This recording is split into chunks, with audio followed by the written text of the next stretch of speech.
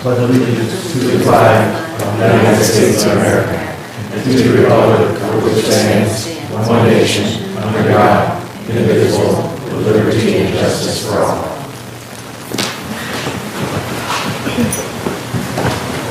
Roll call, Ms. Garza, please. Yes. Chairman Williams, Here. Vice Chairwoman Kiefer, Mr. Albrecht, Here. Mr. Demaria, Here. Mr. O'Hanlon, Here. Mrs. Seabird, Here. Mrs. Williams, Here. Mr. Morales, Mr. Anderson. Here. Thank you. Before I get to additions and deletions, Dr. Saunders, as you can see, is here filling in for Dr. McGort, because Dr. McGort's husband's in the hospital. I think I can speak for the board in telling her that our thoughts and prayers are with him. Are there any additions and deletions, Dr. Saunders? There are. We have an addition to the consent agenda, one addition, personnel, ratification of personnel. We also have two additions to the discussion agenda. The first, finance and operations, energy performance contract, and the second, finance and operations, independent auditors report. Okay, thank you very much. Next, board committee reports. And just so folks watching know, we're going to be revising the membership of some of the committees going forward, but for this meeting, we're going to talk to the same committee chairs. So the committee chairs from last year will be answering about the reports, and then the next meeting we have, we'll have slightly different committees going forward. So for the academics committee, that's me, and I have no report. Next is educational support committee, Mr. Albrecht. No report.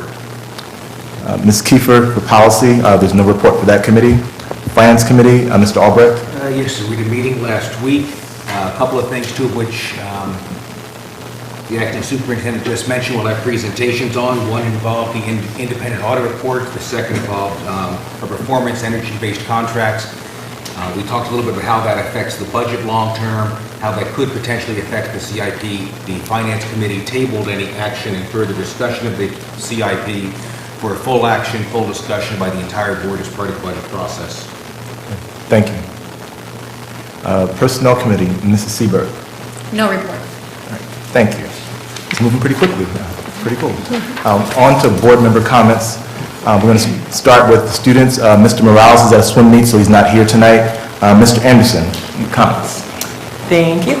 I'd just like to wish, and actually wish everyone had a wonderful holiday season. And my only comment is that the Eagle Writing Center the tutor application deadline is January 26th.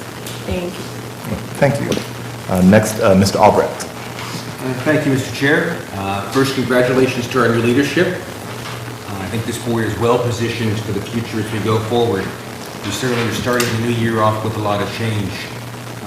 Starting the new year, actually, a friend, a former councilman, dear friend of this city, Steve Randolph, passed away. There will be a ceremony for him Sunday. I believe there's more information on the city's website at the Center for the Arts. In January, continued, it came in like a, let's see, there's all kinds of animals, right? So I think a woolly mammoth is probably appropriate for how cold it's been. But we've all had a lot of closed schools. It's the right thing to do. Certainly, we at Heat That Work, the city did a fantastic job dealing with frozen water mains throughout the community.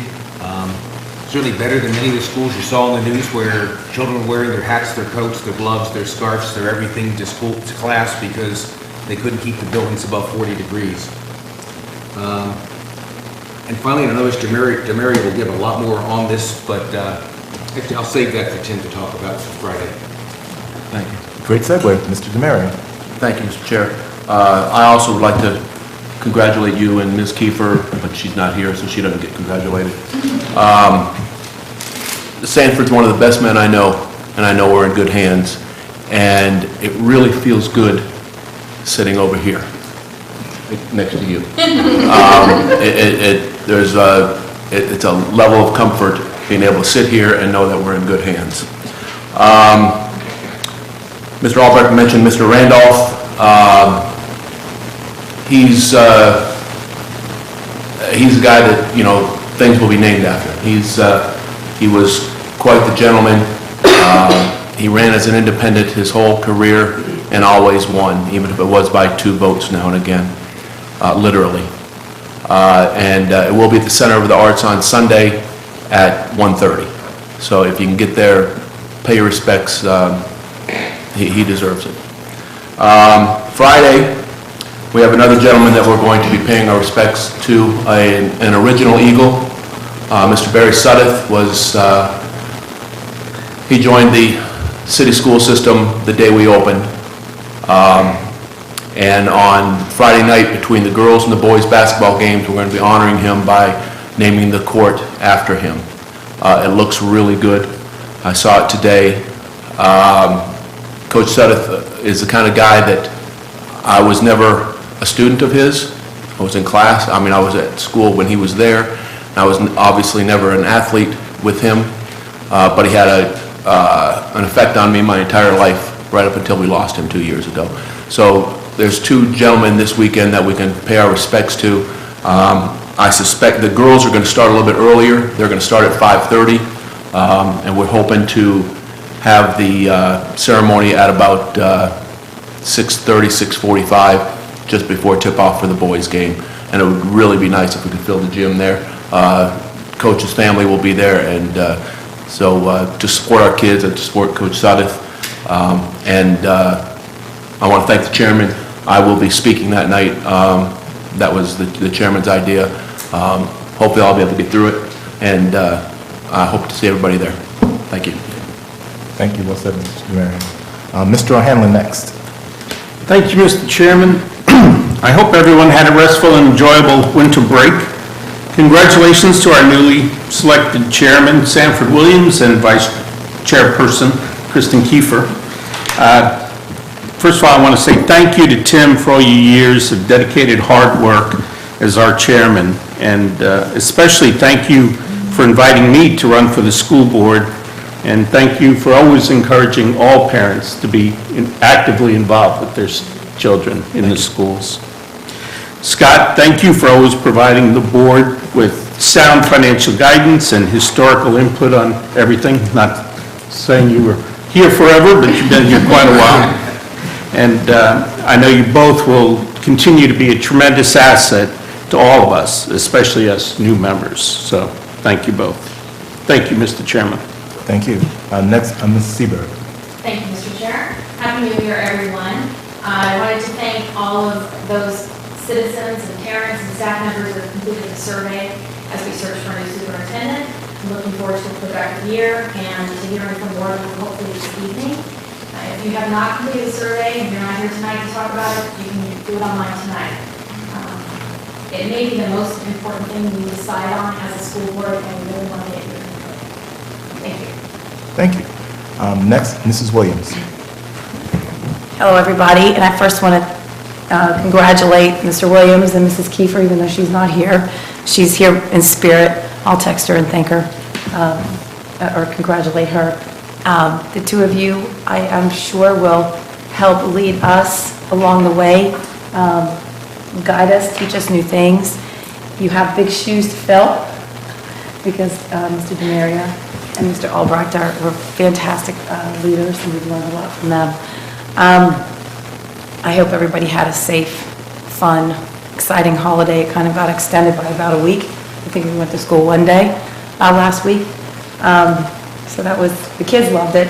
I didn't so much. The Education Foundation tomorrow is going from school to school to school. It's an all-day event. They're going to be issuing grants to teachers. So I'm going to try and participate when I can. So that'll be an exciting thing. The schedule, I believe, is on the foundation website. So take a look at it if you guys want to participate or watch what they do. The foundation just really does bring our school system to the next level with great people from Micron, Lockheed Martin, Apple. It's just amazing what they do and how much they contribute to our school system. And you know what? That's about all I have to say today. And thank you all who are here for coming tonight. Thank you, and I hope you feel better soon. Thank you. So I get to talk longer because I'm talking for two people. As you note, Ms. Kiefer's not here, and she actually typed up some notes for me to read, so I'm going to read them verbatim. Due to an unexpected work commitment, Ms. Kiefer will be a little late to tonight's meeting. She asked that I speak briefly on her behalf to assure the public of her strong commitment to the superintendent's search. She recognizes that it's one of a school board member's most important jobs. She will review the video from tonight's meeting for any comments that she may have missed from the public. She states specifically, special shout out to our school families and MCPS administration and central office for making difficult decisions these past 2 weeks in the face of an unpredictable Mother Nature. These decisions are multifaceted and not simple to make. Yesterday, our entire staff across the division made the early release as seamless as possible given the circumstances. Bus drivers were responsive to the quick changes. Cafeteria workers made sure our kids were fed before being sent home. Teachers, principals, and all staff stepped to the plate to contact parents, daycares, emergency contacts, answer phones, and work together to ensure all bases were covered. Weather-related calls and plans are always imperfect given their nature, but I want to commend everyone who made the tough calls and ensured our kids got home safely. And now back in my voice, I second that. In conclusion, from Ms. Kiefer, she and I crafted a joint statement together, echoing some of the stuff we heard earlier. We are humbled and honored to have been elected by this board as this year's chair and vice chair. Mr. DeMaria and Mr. Albrecht have served tirelessly as our chair and vice chair in numerous additional capacities for many years and have done, and will continue, they're not going anywhere, they will continue to do so. They've done an incredible amount of work behind the scenes for the children of MCPS and the city of Manassas. We are truly blessed to have them for guidance, historical knowledge, wisdom, and leadership. We want to personally thank them for their vision, leadership, and continued mentorship because we don't often say that out loud to you. And we all work hard, but you especially have been here the longest, so we want to let you know we appreciate you. So thank you. Now to my personal comments, which are relatively short. I had a note about the dedication of Barry Seventh Court. Please come out and pack the gym, as Tim mentioned. Tim and Scott both mentioned 1:30 Sunday, the Candy Factory celebration for the life of former Councilman Steve Randolph. The last item I have is regarding Monday. Monday is Dr. Martin Luther King Jr.'s birthday, and in celebration at 11 a.m., Delta Sigma Theta Sorority is hosting its annual celebration at the Hilton Memorial Chapel in Woodbridge. In support of this celebration, I pulled out a quote from Dr. King just to kind of capture one of the things that he talked about, which may be appropriate for today. In his letter from Birmingham jail, one of the things Dr. King said was, "Injustice anywhere is a threat to justice everywhere. We are caught in an inescapable network of mutuality, tied in a single garment of destiny. Whatever affects one directly affects all indirectly. Anyone who lives within the United States can never be considered an outsider anywhere within its bounds."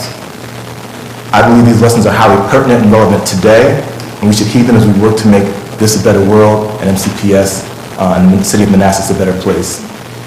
And I thank you for your time. Next, we're on to citizen comments. Now we have two parts of citizen comments tonight. The first part are general comments about services or anything dealing with MCPS. The second part is about the superintendent search. So this first part is solely if you have things that are not related to the superintendent search. At this time, we welcome citizens who wish to speak about services, policies, and affairs of the City of Manassas Public Schools. Because we have an agenda we need to complete, we ask that comments be limited to 3 minutes. We appreciate the time you have taken to be here. We treat citizen comments as at a public hearing, and we do not engage in conversation with speakers. The lack of an immediate response on our part to your comments should not be taken as a lack of interest or concern. Please be respectful when presenting your comments.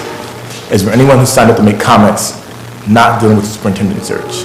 I don't have anybody on the list, but I want to double check. Can you speak at both? You can speak at both if you have something separate, that's fine. Oh, please come up.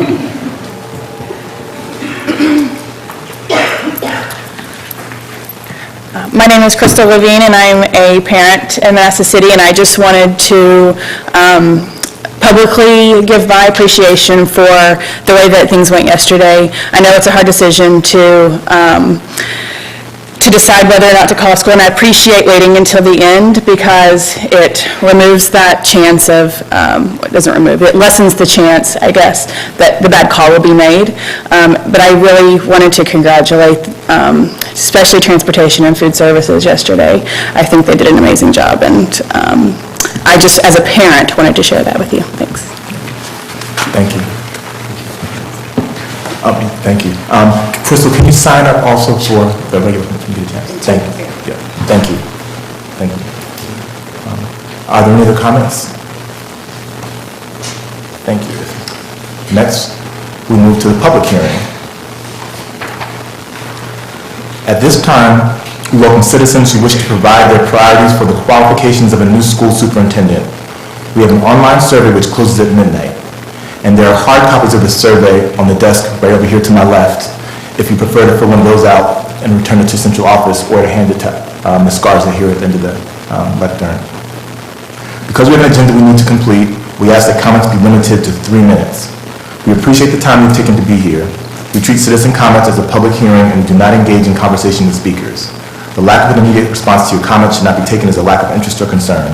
Please note that matters which are properly the subject of closed meetings, such as those related to the performance of school personnel or individual student concerns, may not be discussed during this time.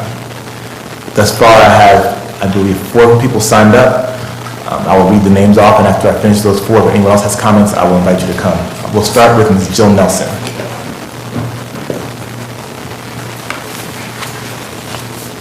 Good evening. My name is Jill Nelson. I live at 9221 Hastings Drive.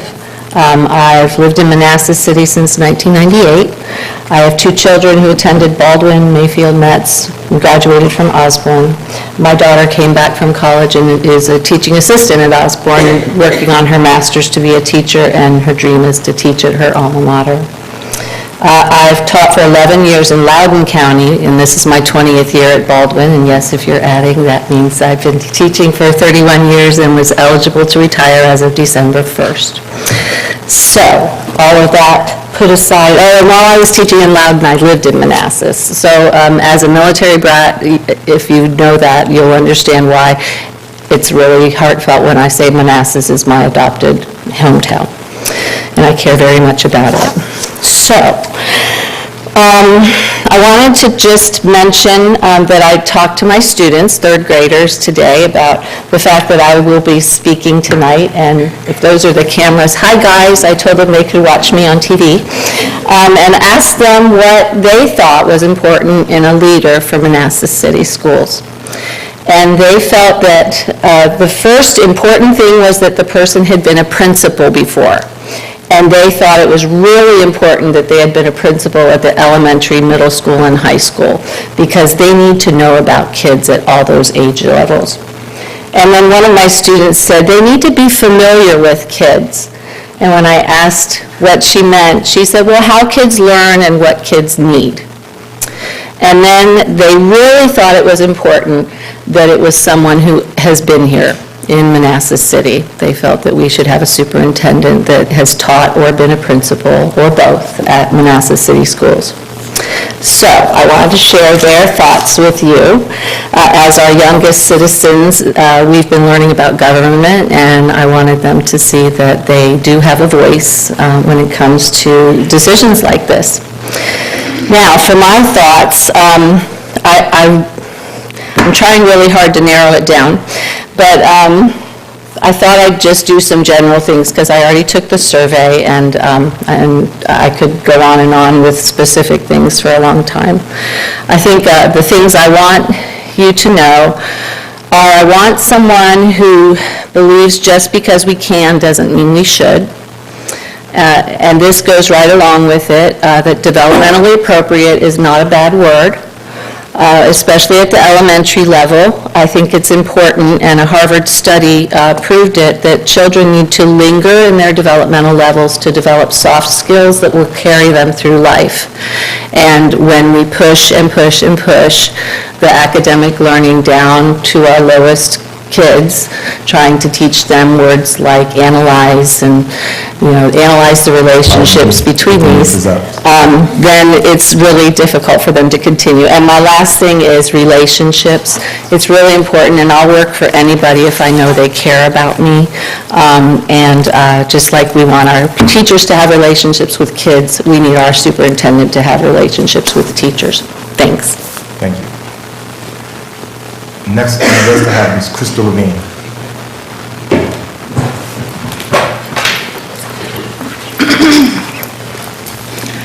Hi again.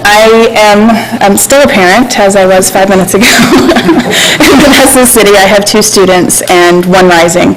I did want to start by saying that I fear that when we talk about these things, we will focus on the things we feel might be lacking. That doesn't mean that other qualities aren't important, but with limited time for speaking, I want to focus on that, I guess. I think we need a superintendent that teaches, promotes, and expects personal accountability.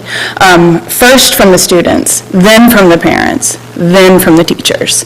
And staff. I'll put teachers and staff together. As a parent, I am on the outside looking in, but from my perspective, it seems like there is an undue burden put on the teachers to raise these children. Probably linked with that, I think that we have low morale in our school system. And I would hope that a new superintendent would look for bottom-up instead of top-down solutions. They value the experience and opinions of the teachers and staff, especially since they are the ones in the trenches, if you will. That the employees are valued, that there's a warm and caring environment presented, and that this new superintendent would emphasize the human element in all of the interactions, community, students, parents, and staff. That I have seen that the distance between someone in a leadership position and the people that they are leading can create a situation that is ripe for harsh opinions or criticisms. Closing that gap and having more personal interactions, I think, will help those being led, students, parents, teachers, staff, feel more connected and feel more valued. And I also recognize the unique situation that we have here in Manassas City, and while I don't think it's completely requisite that someone be from here, having a working understanding of not only Title I schools, but also Hispanic population would be very helpful. And someone who has worked in that situation and demonstrated positive change. Those are my thoughts, and I appreciate your time. Thanks. Thank you very much. Next up, I have Ms. Francie Vanderveer. Good evening. I'm going to read right from my notes so that I get my 3 minutes in. I stand here today as a mother of 3 Manassas City Public School students, a community member, and a Manassas City Public School teacher. I'm thankful for having a public platform to share what skills we think an effective superintendent should have. I've answered the survey generated by the school board, but appreciate the opportunity to share additional thoughts and suggestions. Manassas City Public Schools is a unique school system because we're confined to just under 10 square miles of the city of Manassas, with 5 elementary schools, 2 intermediate schools, 1 middle school, and 1 high school. We're in a position to make effective changes and become a leader in our efforts to truly engage our diverse population of students. In the search for a new superintendent of Manassas City Public Schools, we need to find someone who will recognize and embrace our school community as it truly is. According to the Virginia Department of Education, 64% of our school population is Hispanic, 48% is economically disadvantaged, and 48% are English language learners. With this diversity comes a responsibility to recognize the disparities in our school community and to serve all students. Many of our students struggle for various reasons. As a school system, with the support and leadership of the superintendent, we need to strive to assist our students and their families to overcome those struggles. Some students come to us without the social skills they need to be successful in a school environment, and some don't even have their most basic needs met. The climate of the classroom dynamic can be negatively affected by these students. Our next superintendent must recognize the importance of fulfilling the needs of these students in our schools by intentionally addressing the development of what are commonly called soft skills, like kindness, appropriate and effective communication, responsibility and accountability on the part of the students, parents, and as well as teachers, community building, collaboration, and acceptable behavior. With this being said, we also have a responsibility to provide a climate of learning, cooperation, and collaboration in our classrooms and schools to assist our students and staff in reaching their goals. Our superintendent search should include a candidate who is visible in our schools, a constant supporter of our students, families, staff, and the community as a whole. They should come with an open mind to witness the dynamics and experience the strengths and struggles that students, their teachers, and their administrators have. We need a positive leader to create a climate of caring, trust, and support in our Manassas City Public Schools. Our next superintendent should be honest, personable, approachable, and have strong communication and community building skills. Their approach should allow for collaboration of all stakeholders, including students, teachers, and families. Thank you. Perfect, 3 minutes exactly. Thank you.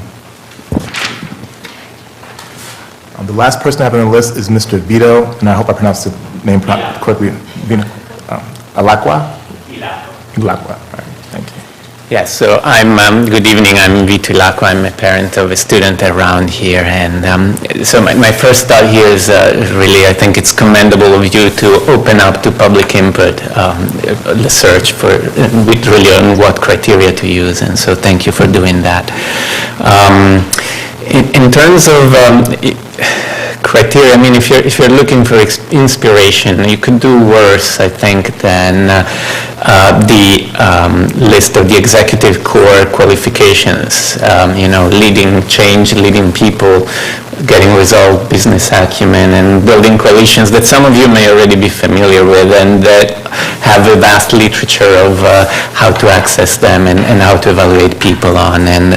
But really, it doesn't really matter which set of criteria you get inspiration from, but I would strongly suggest that you get them from, for executive, for public service rather than from private sector, primarily really because the bottom line is different, and so the criteria on which to evaluate executives are different. In addition, I would like to offer two other thoughts. One is to focus on someone who can show that they have the ability to really involve the community in the business of the school system, and just like Dr. McGurk did. I mean, one of the reasons why I'm here tonight, despite being a very bad night for it, it's because of her efforts, and so I would encourage you to look for someone who has that kind of experience and capability. And last, and perhaps one of the most difficult things for you to evaluate when you're considering candidates would be integrity.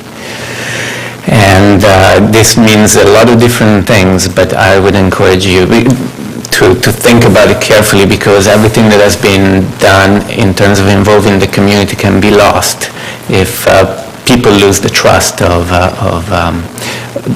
who speaks for the school system. And so it's hard. I would suggest, in my mind at least, that you evaluate it by asking probing questions about when you're pitting integrity versus some other goal, for example, results in some way. And so it will be difficult, but I hope that this will be one of the important criteria in your selection. Thank you very much. Thank you. There's no one else signed up to speak. Is there anyone else in the audience who'd like to speak on the superintendent search? First, please make sure you sign the sheet when you finish. When you come to the podium, please mention your name. My name is Sandra Bushrod Thompson. I'm not a resident of the city of Manassas. I work for you. I came tonight because I could turn around and say what they said, as the kids would say. But in addition to what the other speakers have said, the number one thing on my list was integrity. And following that, I would like to see a superintendent who recognizes the need for diversity in our teaching staff, in our administration, in our central office positions.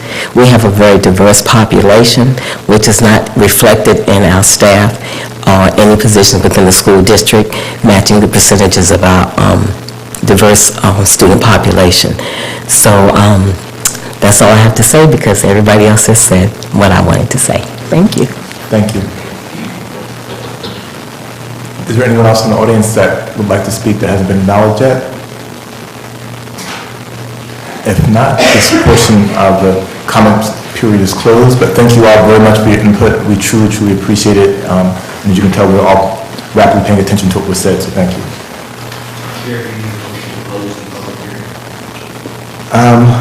I did not think that I did, but do you?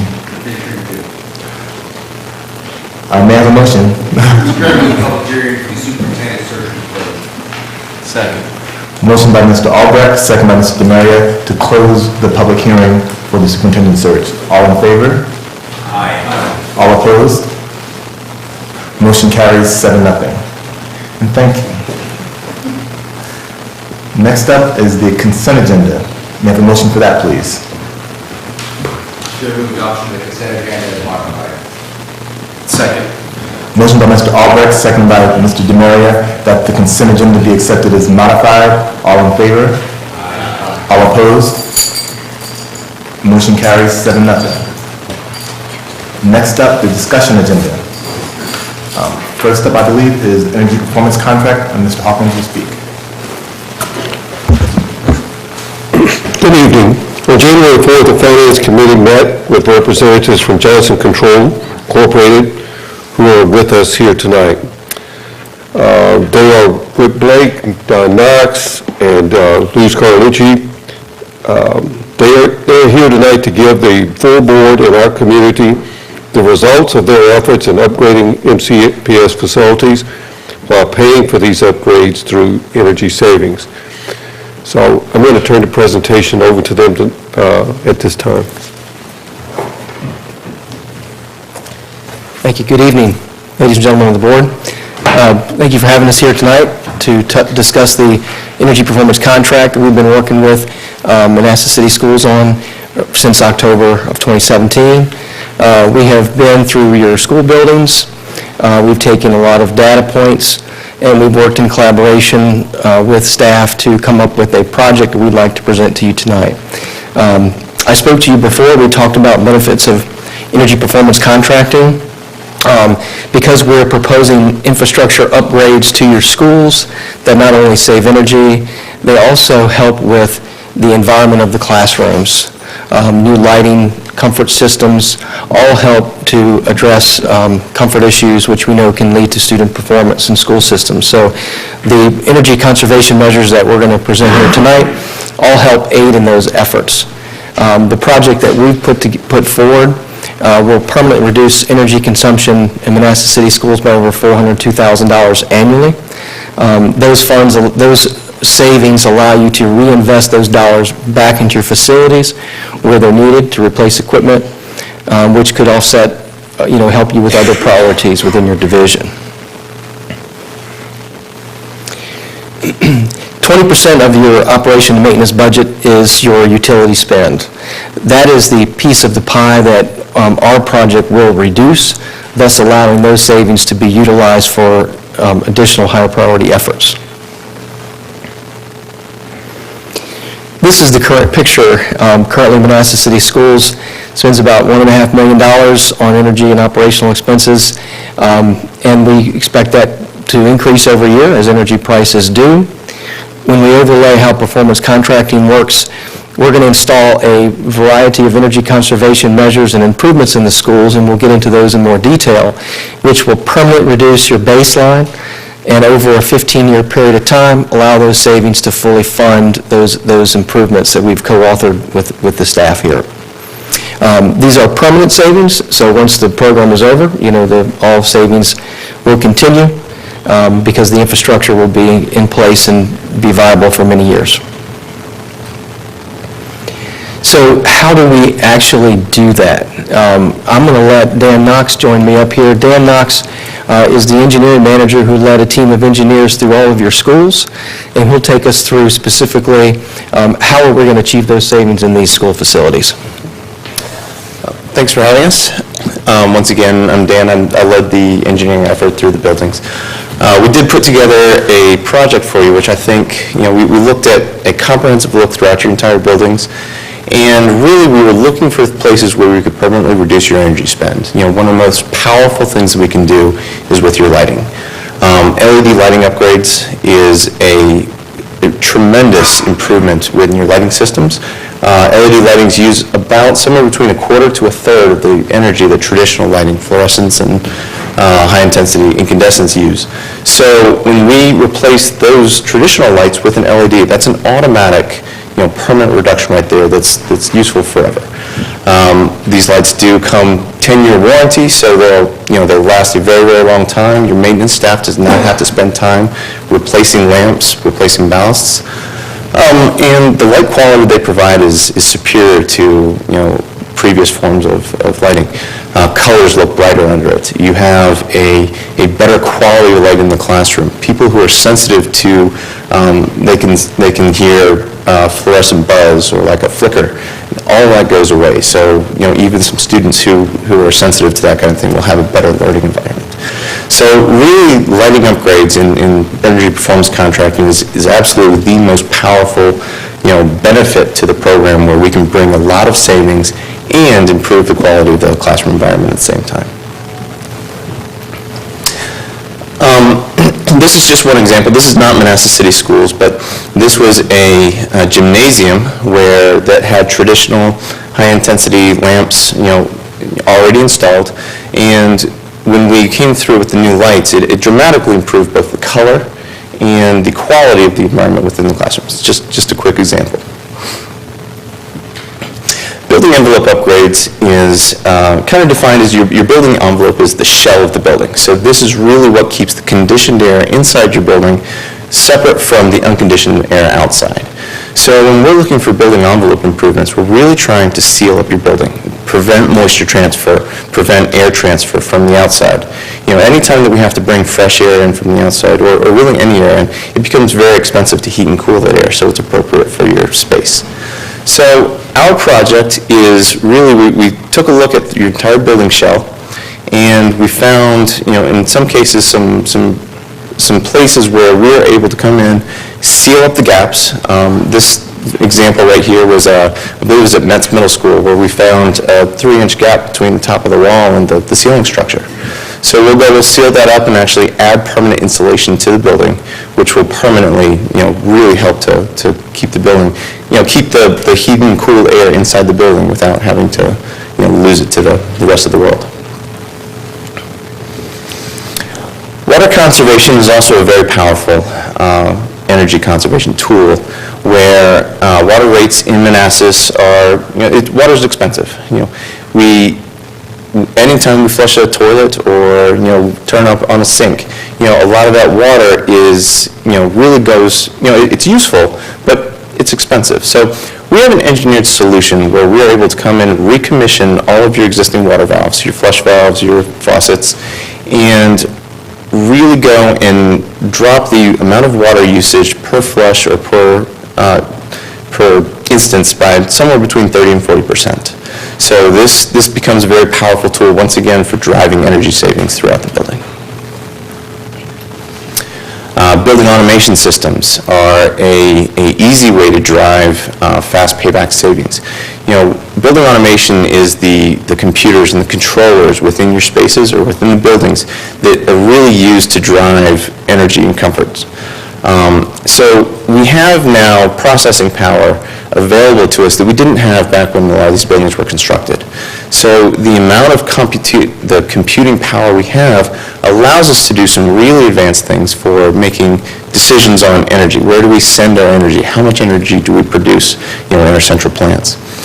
So in many of these schools, especially your large buildings, you have large heating and cooling systems that we can, with basically just going and changing some of the software that's in the system already, maybe add a few sensors here and there, we can use this to make very, very good energy decisions on how much energy we make and where do we send it throughout the building. So this can drive some very powerful savings. And even at some of the buildings a little bit newer, we have some opportunities identified where we can kind of squeeze a little bit more juice out of that rock. Bipolar ionization is a relatively new technology on the market.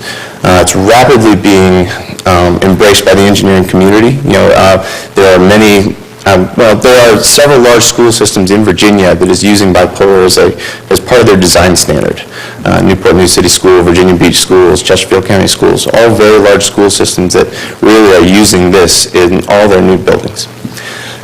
Bipolar ionization is a way for us to, we basically generate an ionized field inside the air handler. As the airstream passes through it, pathogens, dust particles, and organic compounds they become ionized and they clump together. Well, now that we have larger particles, we can then filter them out through traditional methods. So what this means is we have cleaner air coming through the space, and we don't need to bring in quite as much ventilation air. So this ventilation air that we can, which once again is very expensive. Anytime that we have to bring in very cold air from the outside or very hot air, it's expensive to condition it so it's appropriate in the space. So bipolar ionization, one, can be a very powerful energy-saving feature because we don't have to condition that outside air.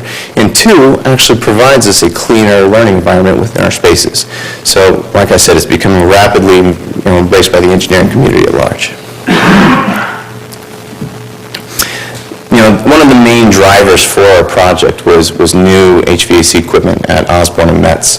These older air handlers are really at the end of their useful life.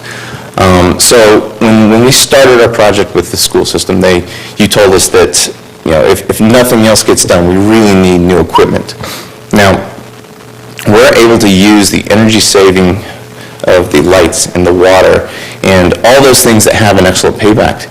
We can take the additional energy savings associated with those and use those to finance this new equipment without having to go out for additional financing or other types of traditional funding methods. So this is really the driver for the project. We will have new equipment both at Osborne and Metz. And it is new high-efficiency equipment. It will be the latest technology on the market. And it really will improve the conditioned spaces within those two buildings. I'll let Whit kind of discuss this last bit, so I'll turn it over to Whit, but thank you for your time. Sure, thank you, Dan. We find when working with our customers that we are, even though we're not visible, we're behind the scenes. When students come in, they are going to recognize changes in the classrooms. When they see, maybe areas that didn't have the good lighting, now we'll have a better, brighter, not necessarily brighter, but it'll be noticeable. And then, likely we'll see people, doing installation and so forth. So it's a good time to bring that awareness component to the classroom, and we do that through energy enhancement curriculum. That's curriculum that can be used in your schools by your teachers as they see fit. Johnson Controls partners with the National Energy Foundation in developing this curriculum. And we've also included as part of the project a solar learning lab at one of the schools of your choosing, which is a demonstration piece that basically demonstrates how solar can be used as an energy source.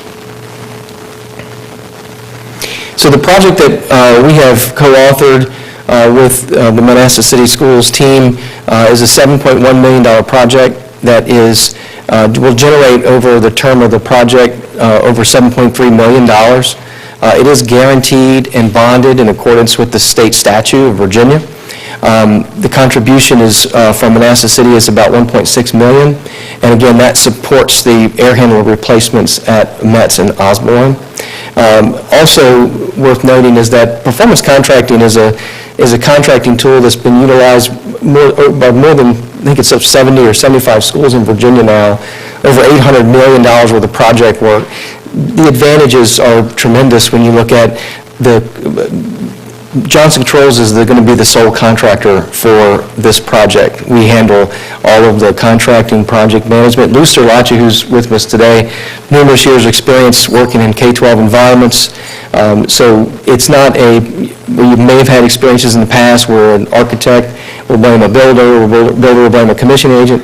We're responsible for sourcing the equipment, installing the equipment, commissioning the equipment, and ensuring that equipment is installed and performs as it's intended to, because we're on the financial hook if it does not.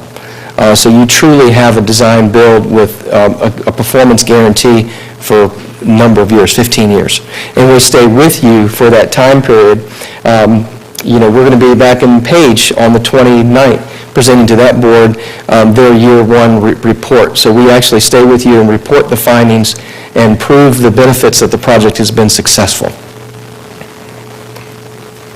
So we've seen this graph before. These are your numbers outlined here. So again, just to recap, the permanent reduction is about $400,000 annually. That will permanently reset your baseline, thus allowing funds to be used to pay for the program. Any savings that's achieved if we overachieve savings, that's just good news for Manassas City Schools. Those savings are yours and yours to keep. If there's any underperformance, Johnson Controls is on the hook in accordance with state statute to pay the difference. So we've got a $7.1 million project that will over the period of 15 years guaranteed to generate over $7.3 million. Just a snapshot at the time frame. This is a really good timeline to be looking at construction in schools. All lighting installation is done third shift when students aren't in the buildings, and we're looking at your equipment replacement at Osborne and Metz over this summer. So we can get equipment ordered this spring and get that installed this summer, so there's little impact to the classroom in the schools. We've got this slated as a 12-month installation period, so we'll be completely done, wrapped up within 12 months.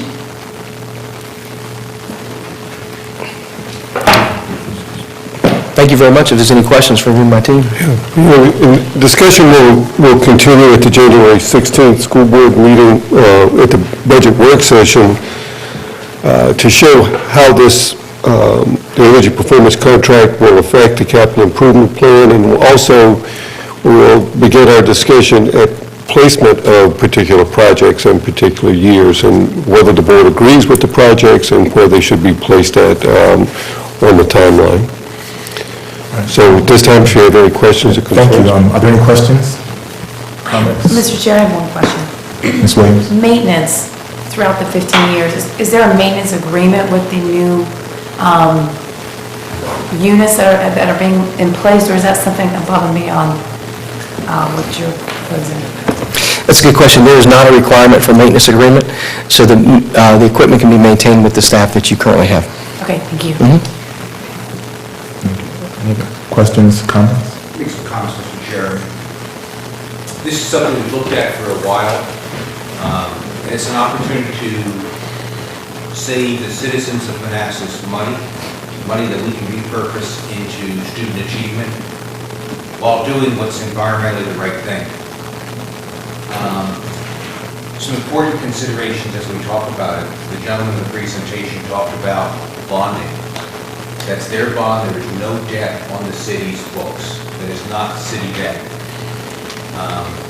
So as you talk about general GASB, other kind of accounting practices, and the performance contracting piece, after that 15-year payback period, most of the equipment up there has a useful expectation for useful life of probably 20 to 30 years. So after year 15, that full $400,000, $402,000, and that's based upon today's energy prices. Anybody want to guess what electricity, water, sewer is going to cost 15 years from now? All of that savings directly becomes the asset of the city, of our schools. And finally, the other way I looked at it was because generally talked about the presentation, the air handlers at Metz and Osborne are really what are driving us. We have it unfettered need, and we would just take all our available cash in the next year or two in our CIP to meet that one need. Here we can do $3.5, a $4 million project for $1.5 million, not to mention everything else we did. And if you noticed, there's a couple places where it says every school to include new ballroom, because we can get efficiencies out of that. Thank you. Mr. O'Hanlon? I just have one question. Are all the savings from utilities alone, or does it include some of the labor? You had mentioned labor savings and changing light bulbs and valves and just ongoing. All the savings that they're talking about are, generally speaking, utility savings, but we're not going to be buying light fixtures for the next 15 or 20 years, right? So all of those savings will be accumulated as well. We're not going to buy. In the savings, they Yes. projected Yes. fixture. Right? May I? Yes. So Per state code, the vast majority of the savings is energy and utility savings. Also by state code, we're allowed to take material savings, so lamps, and that you would, like fluorescent lamps that you would have had to replace every 2.5 to 3 years. Now, because we have a 10-year warranty on those lamps, you don't have to replace. So we'll take 10 years of maintenance savings. There are no labor savings because your staff is staying in place, you still have to keep them on the payroll. That said, we will be freeing up your staff to do other things, but no, that labor is not accounted for in our cash flows. Thank you. Any comments from Ms. Lynn? Quick comment or quick question. Does the bipolar ionization system require the use of replacement filters? No, it does not. Your existing filtration systems are adequate for, in fact, it'll make them work a little more efficiently.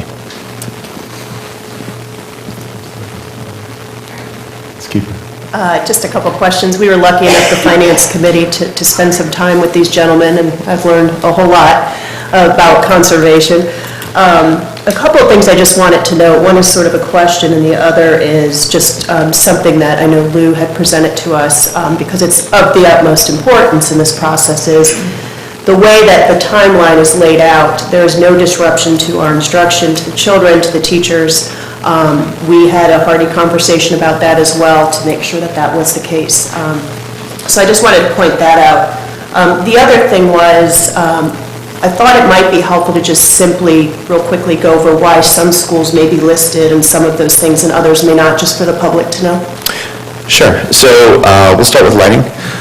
We have a 100% lighting replacement in all schools except for Baldwin and Dean. So Baldwin already has LED lights in it, and if you've ever been through there, the lighting quality is excellent. So Baldwin does not need any upgrades.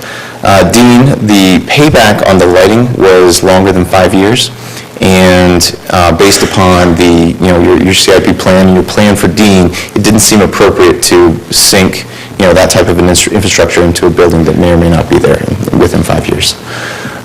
The bipolar ionization we looked at, it was the energy savings was the major driver for that. So it's going to be your larger schools, your schools with the biggest equipment who really are using the most energy. So that was Metz, Osborne, Mayfield, and Baldwin. Water savings we're doing throughout the entire district, including Dean, because the payback was within that 5-year time frame. So it's our recommendation to go ahead and do a water project there. The air handlers at Metz and Osborne, that's, your staff told us that was their greatest need. So does that answer your question? Any other questions, comments? Well, if not, thank you very much for the presentation. We appreciate it, and I guess we'll be voting this at a future meeting. Yes, Thank you. Thank you. The next item, I think Mr. Hawkins, you're up again, Independent Auditor's Report. You got it. All right. Good evening. Again, annually, the school boards and city financial records and processes are audited by an independent accounting firm to ensure full compliance of all laws, regulations, and generally accepted accounting standards. Attached for your review tonight is the fiscal year is the 2017 report, which Manassas City Public Schools received an unqualified opinion. An unqualified opinion is the highest rating achievable. Typically, auditors will issue comments or concerns about processes that they have observed that management should be aware of or take steps to correct. For the first time in memory, MCPS did not have any management comments, which is a testament to our school support and central office teams. I'd like to take this time to thank them for all of their hard work and efforts to reach this level of achievement. Thank you, and have. Thank you very much. Any questions or comments? Peter's our auditor on the board. I think he knows what I mean, you're thanking everybody else. You really are the one to thank, you and Lee, who run this whole program, so thank you both very much. Any other questions? Yeah, Mr. Demerit? What Mr. O'Hanlon said, the whole staff over there, is this my 12th one of these? I'm not sure. There's always something. There's always something, except for right now. Congratulations, and thank you. Anyone else? I'll just echo that. Thank you to especially, but to the staff. We really appreciate that. And the qualified opinion is excellent, so thank you. It's great news. That concludes our discussion agenda. So may I have a motion for closed session? Mr. Chair, I move that the school board enter closed session pursuant to exemptions from open meetings allowed by Section 2.2-3711, Part A, Paragraph 1 of the Code of Virginia, 1950, as amended for the following purposes. Discussion of personnel matter PERS 1718-0285 and PERS 1718-0301. Motion by Mr. Demarius, second by Mrs. Kiefer, that the school board of the city of Manassas enter a closed session pursuant to exemptions from open meetings allowed by Section 2.2-3711, Part A, Paragraph 1 of the Code of Virginia, 1950, as amended for the following purposes. Section 2.2-3711, Part A, Paragraph 1, discussion of the personnel matters, 1, PRS 1718-0285, 2, PRS 1718-0301. All in favor? Aye. All opposed? Motion carries 7-0, and we are now in closed session.